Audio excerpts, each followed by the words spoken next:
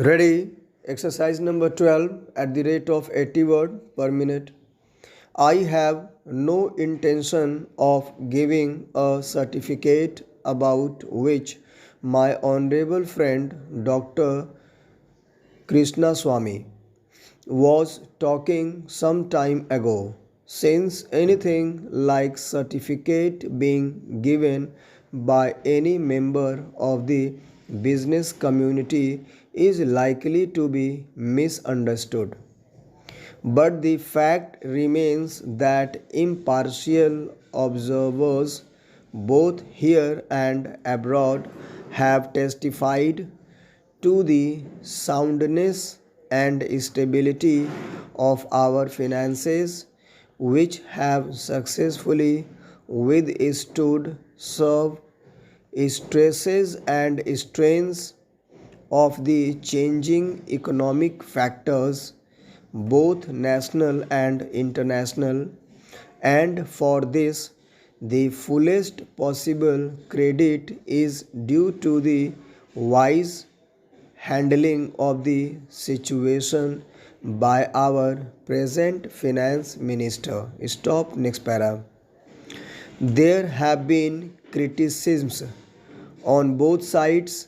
Some have described the budget as pro big business, as something which has brought about a boom in the stock exchange, and as something which has brought about satisfaction in the business circles.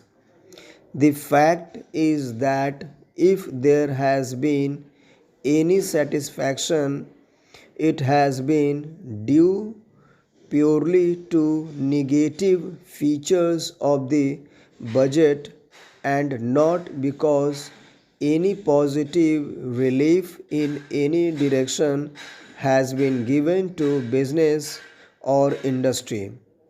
It is true that there were certain fears in the minds of the business community that, in view of the expanding and growing needs, the center, the finance minister, might resort to certain further additional taxation, and since those fears were not realized, there has been some slight recovery in certain stock exchanges, but that does not in the least mean that whatever relief and legitimate relief was due to the business and industrial community has received any adequate response from the finance minister. Stop, next para.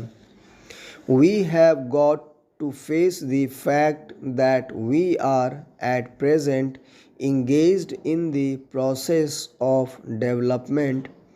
People who talk about UK and USA conveniently forget that these are the most highly industrialized countries in the world, and our taxation system, so long as we are engaged in expanding and building our economy, must be adjusted and linked with the requirements of the expanding economy, and should not be compared with the high taxation levels that may be prevalent in UK and USA. Friends have talked about unemployment, but whether the raising of the direct taxation levels will in any way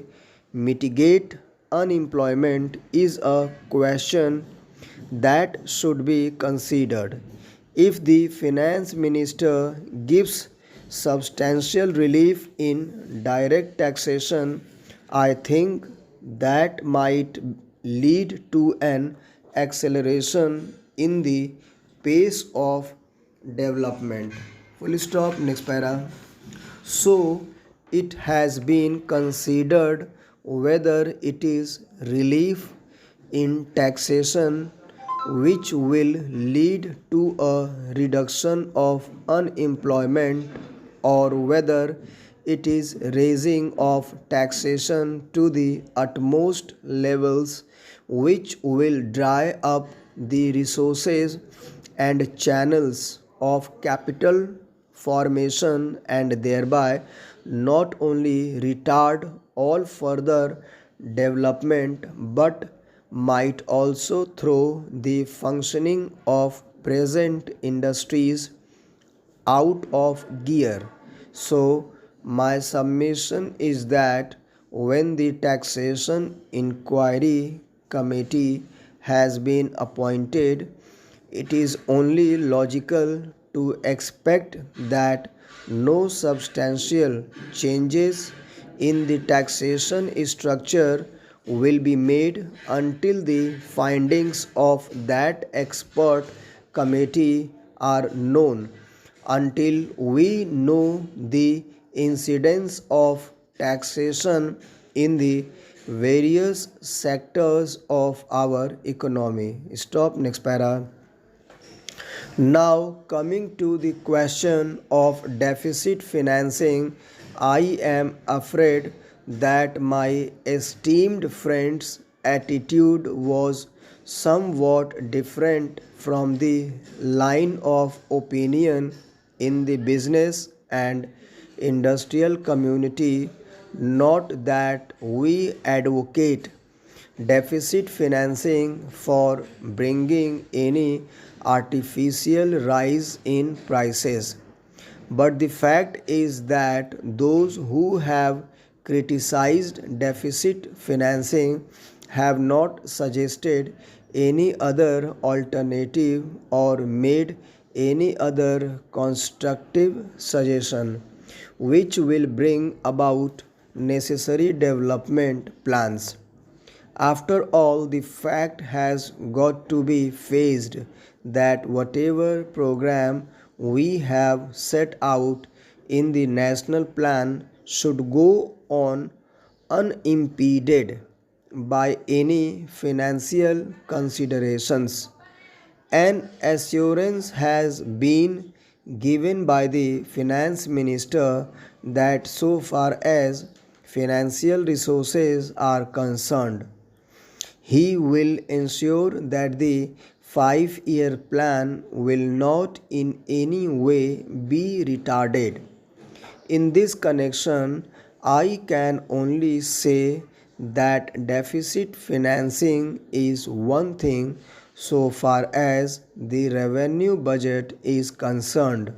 So far as normal expenses and expenditure are concerned, certainly, nobody would advocate deficit financing, which might be very undesirable.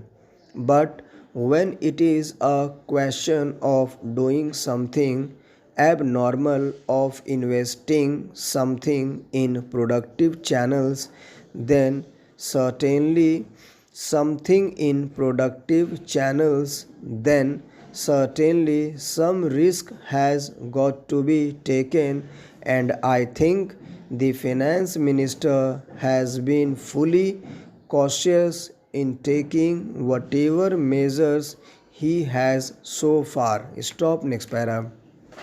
We know the measures that the government took for contracting money supply about the end of 1950 and certain other measures adopted which brought about a slump.